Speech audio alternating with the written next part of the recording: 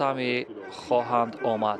تیمور رحیموف با جدوگی سفید در برابر ورزشگر برزیلیا قرار میگیرد. تییاگو پالمینی. تیمور رحیموف با همان رمزی زدن به سر سینه، یک رمزی آمادگی بر رقابت و غرور و توان به اعتماد به نفس خود به صحنه رقابت حاضر می شود. ورزشگر 24 ساله تاجیک تیمور رحیموف در رقابت های بین المللی 60 رقابت دارد.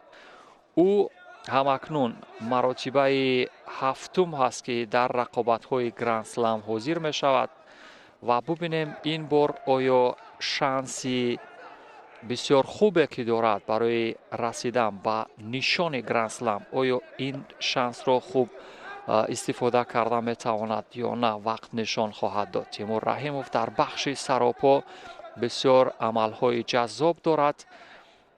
ما بارها شاهد شدیم که حریفانی با قدرت را در بخش سراپا مغلوب کرده. داوری مرکز ینسچق اوربات از مغولستان هست که به هر دو کارت زرد به دلیل کمکاریشان میدهد. پالمینی تییاگو ورزشگر 25 ساله برزیلیا دو رقابت همگی در کارنامه اش دارد. هیچ دستاورد دیده نمی شود. یعنی این دویمین اشتراکش در گرند سلم هست. در وطن خودش 2019 سال در برزیلیا اشتراک کرده بود، هیچ دستاورد نداشت. یعنی ورزشگر نوکار و نو تجربه هست. در بخش کار در زمین ببینیم توصیه تیمور رحیموف به چه حد است.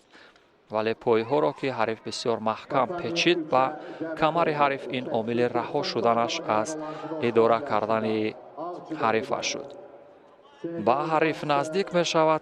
برای جستن کمیکت موافق تیمور رحیموف سمت چپ را ابتدا با دست راست قپید و ببینیم با دست چپ با سمت چپ هم تیمور رحیموف بسیار خوب کار می کند.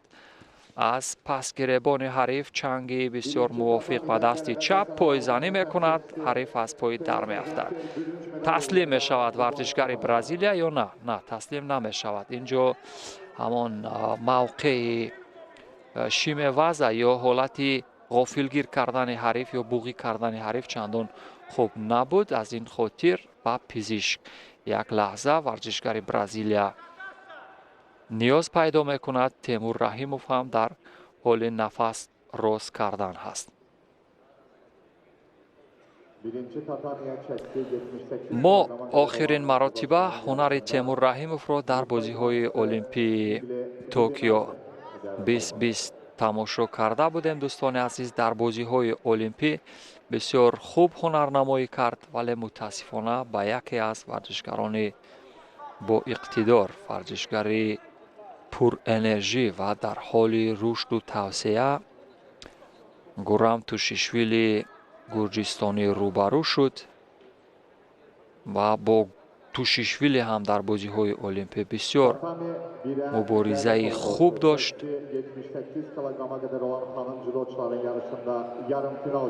و در بازی های المپی تیمور رحیموف موقع هشتم را اشغال کرد که این گمان میکنم در حرفه اش یکی از دستاوردهای خوب به شمار خواهد رفت.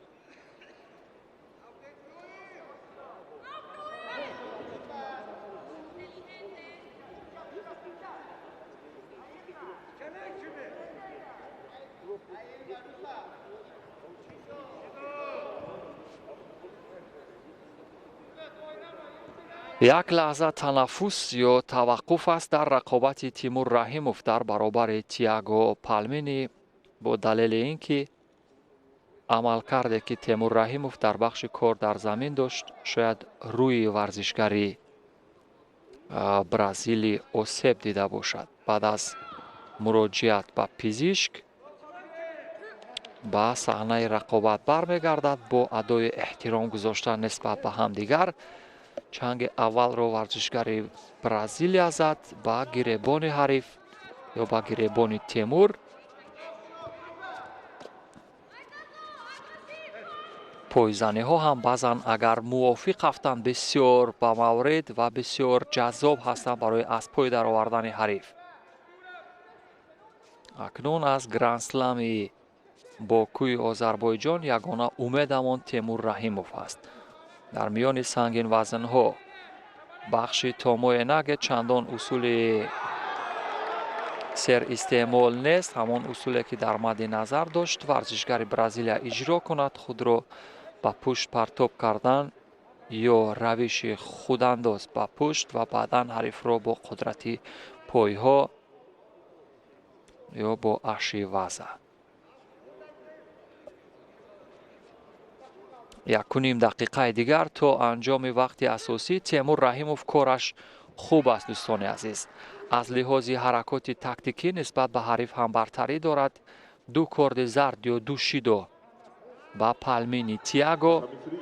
ин гувоҳи он аст ки Темур Раҳимов дар ин рақобат аз назари ҳаракот ва фаъолияте ки дорад дар бахши фануни мухталиф дар мубориза барои дарёфти кумиката нисбат ба ҳариф бартар ҳаст. ҷуфти гиребони ҳарифро